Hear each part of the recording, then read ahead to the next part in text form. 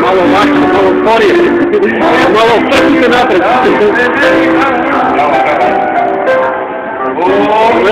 Opet je i rano.